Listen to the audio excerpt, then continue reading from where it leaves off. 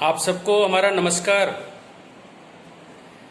आज हम आपके बीच में छोटे से टॉपिक को लेकर आए हैं कि एडीआर मैकेनिज्म जो है, यानी कि ऑल्टरनेट डिस्प्यूट रेड्रेसल मैकेनिज्म, ये रूरल एरियाज और विलेजेस में जो हमारे हिमाचल में ऑलमोस्ट 90% है, तो उसको हम किस तरीके से आप लोगों को अवेयर करें ताकि वो ट्रिकल डाउन हो, यानी कि आम जनमानस तक पहुंचे।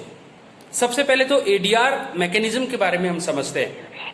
मैं केवल 10 मिनट आपके साथ हूं और गुजारिश करता हूं, कुछ टर्मिनोलॉजी आपको समझ नहीं भी आएगी तो बार बार इस वीडियो को देखें और आप क्लैरिफिकेशन, जब हम कभी फिजिकली मुखातिब होंगे, जब हमारा कोरोना खत्म होगा, उस दौरान हम इन चीजों को दूर भी करेंगे।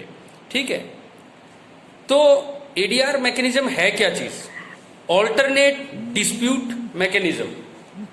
ऑल्टरनेट डिस्प्यूट मैकेनिज्म जो है वो मैकेनिज्म होता है जिसमें आप कोर्ट के अलावा भी अपने डिस्प्यूट्स, अपने झगड़ों का निवारण कर सकते हैं, जिसको हम लोक अदालत, आर्बिट्रेशन, जुडिशियल सेटलमेंट, कंसिलिएशन कहते हैं। हमारी जो संस्कृति है वो झगड़ने की नहीं रही।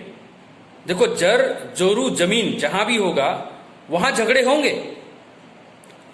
आइडियल यानी कि एक परफेक्ट जस्टिस हम कहीं भी नहीं दे सकते, लेकिन मिनिमम फ्रिक्शन के साथ मैक्सिमम हैप्पीनेस देने का एक हमारे पास तरीका होता है, जिसको हम न्याय व्यवस्था में कोशिश करते हैं कि हम थोड़े बहुत फ्रिक्शन लाएं, लेकिन ज्यादातर हम हैप्पीनेस पहुंचाएं। जब वो मामला जज के पास आता है तो वो एज ए सर्जन उसमें ऑपरेशन करता है। नतीजा उसमें दो बातें हो सकती हैं, एक इंसान हारेगा, एक इंसान जीतेगा। यानी फैसला तो आ जाता है, दिल में कड़वाहट रह जाती है। हमारे गांव के लोग जो रूरल एरिया में हैं, जहां कमर्शलाइज नहीं हुआ है अभी सिस्टम, वो बहुत ही भले और भोले लोग हैं।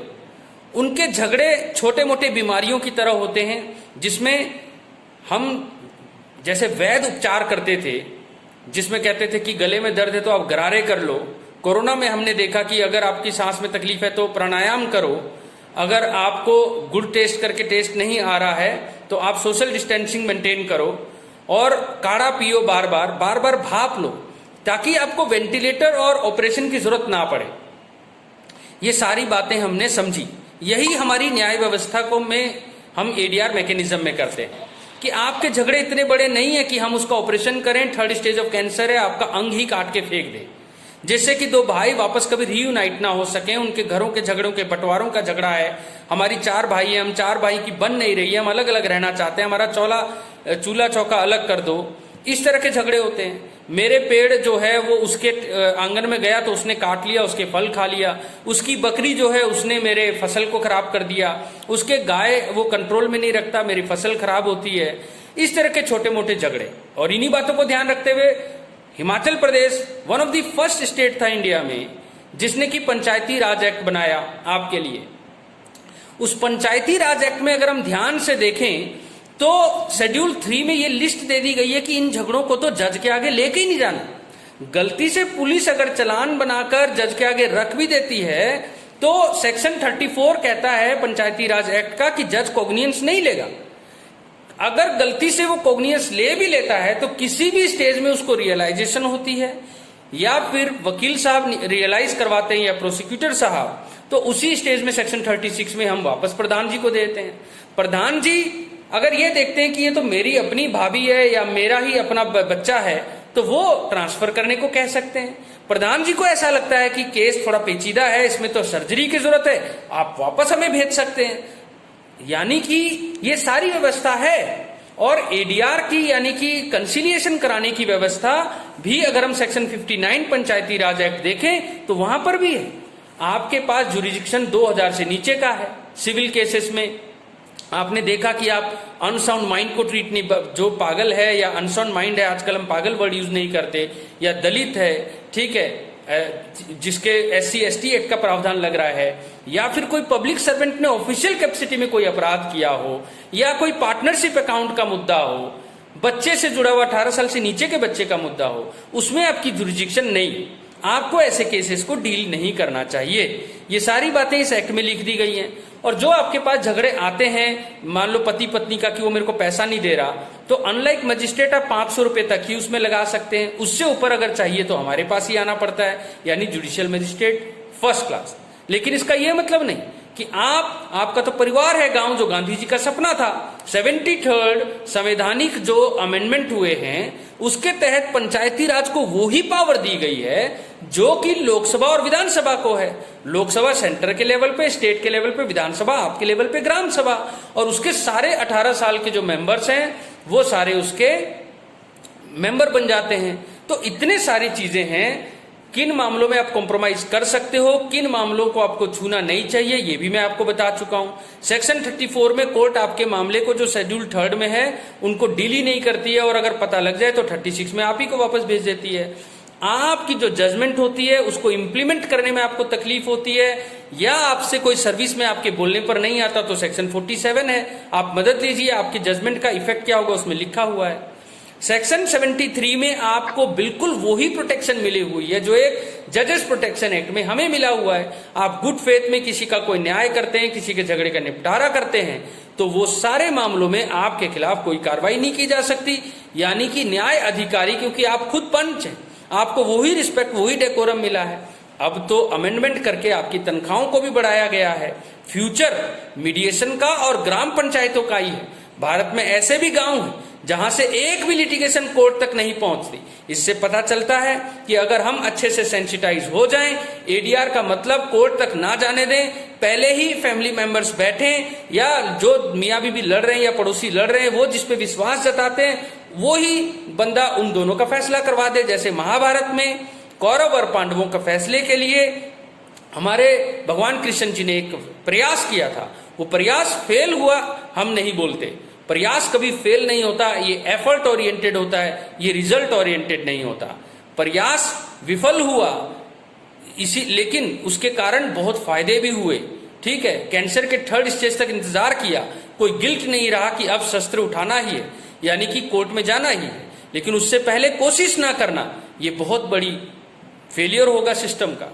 एडीआर मैकेनिज्म प्रधानों के सेंसिटाइजेशन पे, उनके प्रयासों पे, और क्योंकि वो तो एक एक चीज जानते हैं, उनके गांव का मसला है, उनके गांव में वो एक एक इंसानों को पहचानते हैं, कौन किसका व्यवहार कैसा है किसका, और यही क्वालिटीज तो राजा में चाहिए।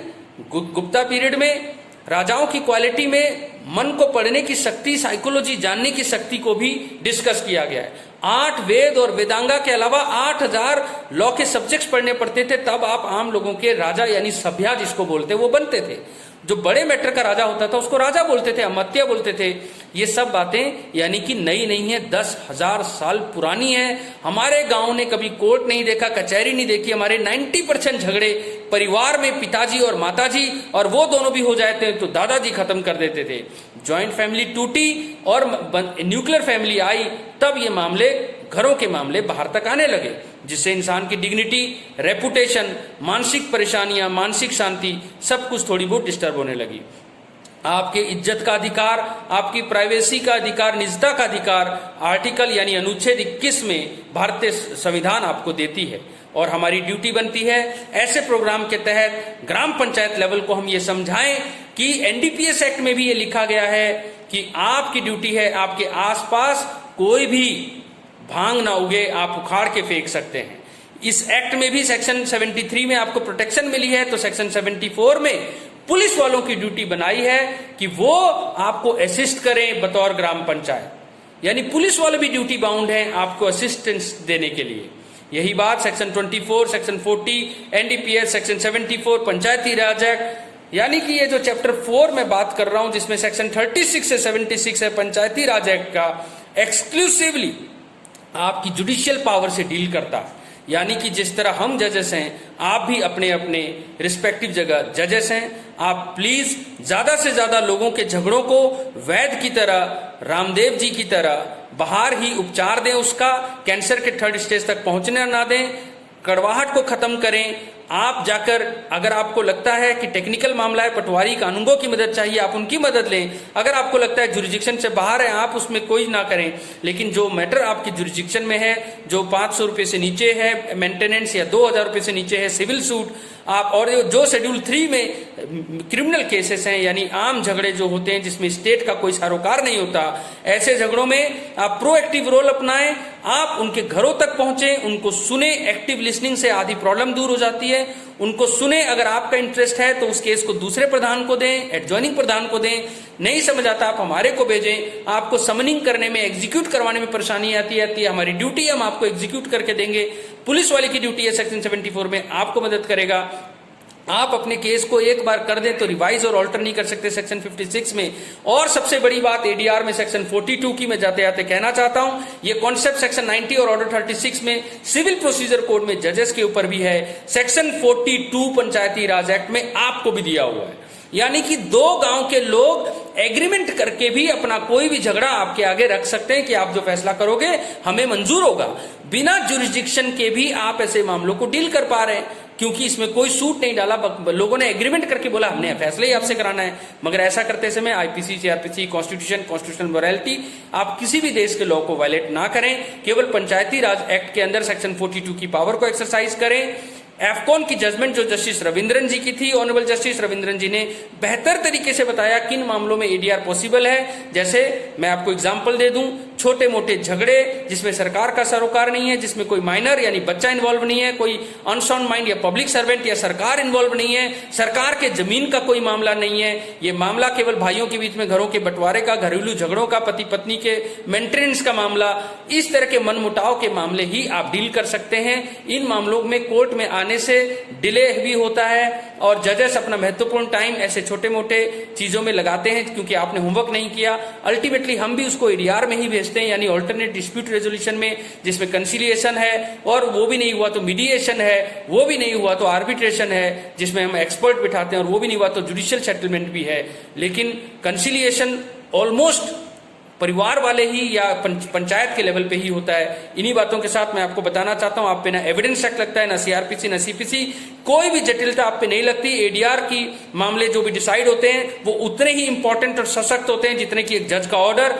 इसमें कड़वाहट नहीं आती है, विन विन होता है। दोनों पार्टी में से दोनों पार्टी को कुछ ना कुछ मिलता है, इसीलिए कड़वाहट नहीं होती। गांव के मामले गांव में ही रहते हैं, पीस मेंटेन रहता है, जिससे कि सरकार को भी फायदा होता है, law and order situation maintain रहती है, तो देश की डेवलपमेंट होती है।